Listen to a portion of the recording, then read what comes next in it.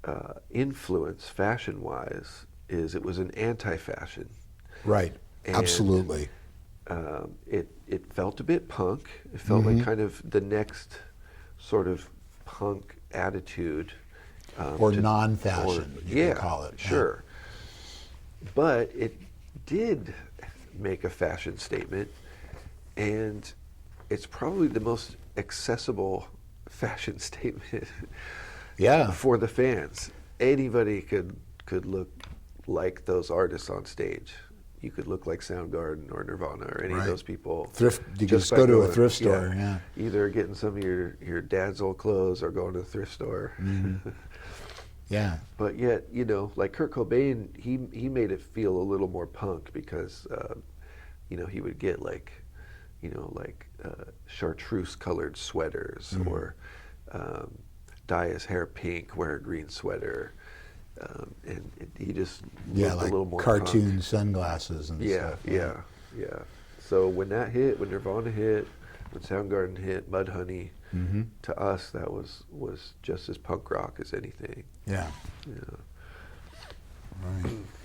Well, I mean, we're just about out of time. I think we could also talk about what's happening now, and you know, you've got influencers like Lady Gaga. You know, I almost hate to say the word Kanye West, which is two words actually. I could just shorten it to Ye, It's but Ye now. Ye, he's Ye. got a fashion line and you know, that sort of thing. Whether you know his personal problems will hold up that fashion line or not, I'm not sure. I'm sure that he's influential fashion-wise. I would say Lady Gaga kind of falls somewhere between Madonna and Bjork. Right. Like, I'm sure there's influence there, but a lot of times, like, nobody's going to be able to wear what Lady Gaga's wearing. Like, you know, same with Bjork. You know, you're not generally, most people aren't going to walk around being able to emulate that, but there's still got to be some influence on how people reflect their identity through their fashion.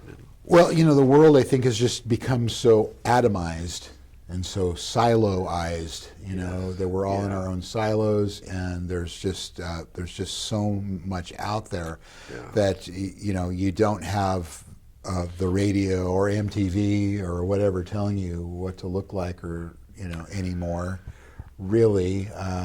You know, maybe TikTok, I don't know, maybe, you know, that sort of thing might. I totally agree with you. There are influencers of trends. I mean, we live in the era of influencers. Yeah, absolutely. But like you said, atomized. It's not galvanizing large groups of people together. It maybe is in a very macro way. It's influencing everyone in some way. But yeah, it's because of the technology of today and the short attention span sort of aspect. Every individual person is just sort of probably creating their own interpretation of what's hip and cool and trendy.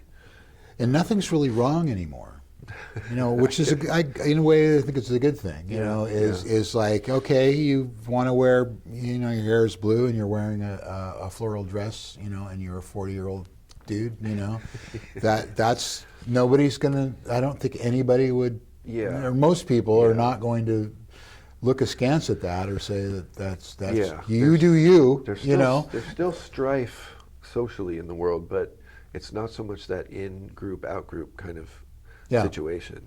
I mean, because there's just so much going on. Like you can't really control it. No. Although as hard as people try. But, and the change is so constant and rapid and it's a churn, sort of, isn't it? But there are still fashionable, trending things, and it's still attached to music. Yep. And how we reflect how we feel on the inside with our outer wear, as Mateo does every day, and I do. Although I've kind of restricted to sort of the one basic look every day. I kind of gave up a little bit. Yeah, me too. I found where I feel comfortable, and whatever's clean is what I throw on. And sometimes not even when it's clean. Some of it's clean, some of it's not. Yeah. Well, that was a interesting discussion, and unfortunately, we're out of time for this month. Happens. It Happens does. every We just time. this hour usually just zips right on by, and that's what's happened this time. I want to thank everybody out there for listening and/or watching Low Pass Filter. Yeah. Let's give a shout to our Humboldt Access viewers, because That's right. I think that's where we get most of our viewership, and I appreciate that. Would like to see a little more on the YouTube.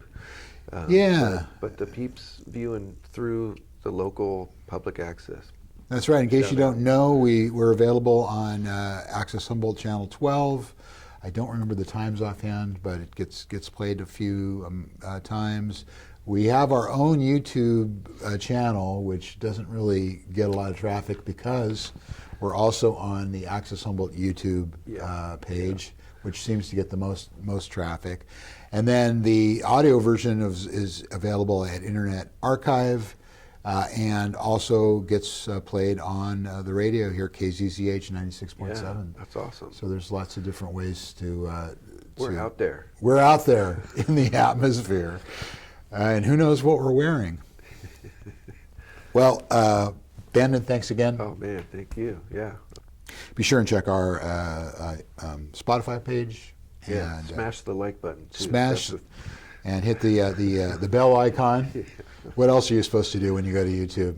And comment, like and share. like and Comment. share, Yeah. and what is our? I was going to say, what's our Gmail account? It's Oh man. yeah, lowpassfilter2020@gmail.com. Yeah, send us any comments, any suggestions in the comments on the YouTube page. Yeah, Let us have it, whatever, That's right. whatever you want to say. yeah. And we'll see you next time on Low Pass Filter. Thanks for watching Low Pass Filter.